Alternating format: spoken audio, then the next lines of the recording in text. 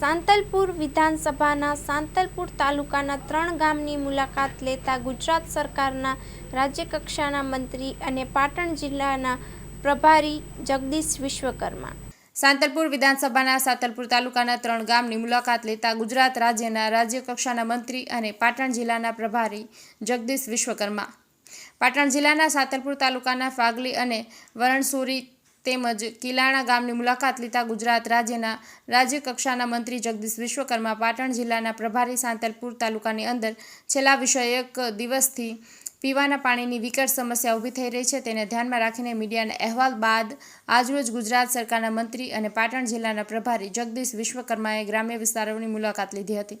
તેમાં ગ્રામ્ય વિસ્તારોમાંથી રોડ રસ્તા પીવાના પાણી લાઇટની અને શિક્ષણની ખૂબ જ જરૂરિયાત હોવાથી ગામ લોકો દ્વારા તેની રજૂઆત કરવામાં આવી હતી. તેમની સાથે આવેલો તમામ ડિપાર્ટમેન્ટના અધિકારીઓને પણ ગુજરાત સરકારના મંત્રીએ સૂચનાઓ આપી હતી.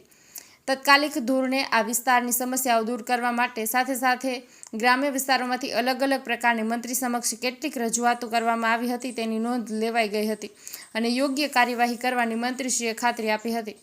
તેમની સાથે રાધનપુરના ધારાસભ્ય લવિંગજી સોલંકી અને પાટણ જિલ્લા પંચાયતના પ્રમુખ હેતલબેન ઠાકોર, પાટણ જિલ્લા ભાજપ પ્રમુખ રમેશભાઈ સિંધવ, ભારતીય જનતા પાર્ટીના સંગઠનના હોદ્દેદારો અને જિલ્લા કલેક્ટર, જિલ્લા વિકાસ અધિકારી, જિલ્લા એસપી અને નર્મદા નિગમના અધિકારીઓ, પાણી પુરવઠાના અધિકારીઓ, શિક્ષણ જેવી અન્ય ડિપાર્ટમેન્ટના અધિકારીઓ જોડાયા હતા.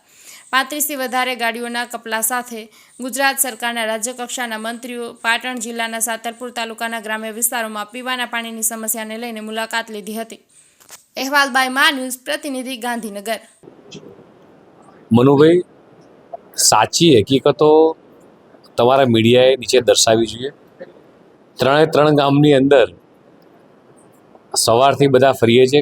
મને ધારાસભ્યશ્રી, જિલ્લા પંચાયતના મારા પ્રમુખ, કલેક્ટરશ્રી, બધા જ લોકો, દેશના યશસ્વી પ્રધાનમંત્રી માનનીય મોદી સાહેબ જે રીતે વાત કરી રહ્યા છે કે છેવાડાના માનવી સુધી, છેવાડાના ગામ સુધી વિકાસ થવો જોઈએ, એ જ રીતે ગુજરાતના મુખ્યમંત્રી માનનીય ભૂપેન્દ્રભાઈ પટેલ સાહેબ પણ કે છેવાડાનું ગામ નહીં પણ પ્રથમ ગામ એમ, એવી રીતે આજે પાટણ જિલ્લાના પ્રથમ ગામોની જે બોર્ડર ઉપરના ગામો છે એની બધાની મુલાકાત લીધી છે. ગરમીનો સમય હોય, ક્યાંક નાની મોટી પાણીની પણ સમસ્યા હશે. આ સિવાય બધા જ ગામની અંદર ગ્રામજનોને મળવાનું થયું, શુભેચ્છા મુલાકાત થઈ. ધારાસભ્યશ્રીનું બજેટ હોય, તાલુકા પંચાયતનું હોય, જિલ્લા પંચાયતનું હોય કે માન્ય સંસદ, બધાના વિકાસના કામો થઈ રહ્યા છે. કેનાલ અત્યારે સાફ સફાઈનું કામ ચાલી રહ્યું છે. કેનાલમાં પાણી છોડવાનું બંધ છે. કેનાલ સાફ સફાઈ થશે ત્યારબાદ કેનાલમાં પાણી આવશે. નાની મોટી જે કંઈ બી સમસ્યાઓ હતી આજે આખી ટીમ દ્વારા કલેક્ટરશ્રી, એસપીશ્રી, ડીડીઓશ્રી, તમામ લોકોની ટીમ, આખી અધિકારીની એ છે કે ગામડા સુધી પહોંચી છે અને ગામના તમામ પ્રકારના અલગ અલગ પ્રશ્નો તે બધા સાંભળ્યા છે અને એમની રજૂઆતો લીધી છે. અને જે રીતે સહકારિતાને પ્રાધાન્ય અપાવે છે એ રીતે ગામના ખેડૂતોએ પોતે એફપીઓ પણ બનાવ્યા છે અને સાથે જે રીતે એક બનાસ એફપીઓ એ વર્ષે 7 કરોડનું ટર્નઓવર કર્યું છે. એનો મતલબ કે ખેડૂતો સમૃદ્ધ થઈ રહ્યા છે. કોઈને 100 મણ, કોઈને 200 મણ, કોઈને 70 મણ, આ પ્રકારે જીરા હોય, એરંડા હોય, આ બધા પાક લઈ રહ્યા છે. ખેડૂતો પોતે ખુશખુશાલ છે. ખેડૂતો એવું કહી રહ્યા છે કે કદાચ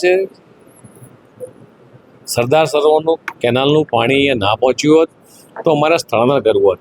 લોકોએ દેશના યશસ્વી પ્રધાનમંત્રી માનનીય મોદી સાહેબનો પણ આભાર માન્યો, માનનીય મુખ્યમંત્રીનો પણ આભાર માન્યો છે કે આ નર્મદાનું પાણી જે આ છેવાડાના ગામડાઓ સુધી પહોંચ્યું છે અને એના કારણે ખેડૂતો પણ સમૃદ્ધ થયા છે. ખેડૂત સમૃદ્ધ રાધનપુર નગરપાલિકાના જે કંઈ બી પ્રશ્નો છે, હમણાં જે નવી બોડી ચૂંટાણી છે એમની રજૂઆતો સાંભળી છે અને એ તમામ કામો દેવજીભાઈથી માંડીને જ અમારા બેન પ્રમુખ છે એ પણ હતા. તમામ કામો સીઈઓને પણ આપ્યા છે, જ્યાં મને ઝડપી પરિપૂર્ણ થશે.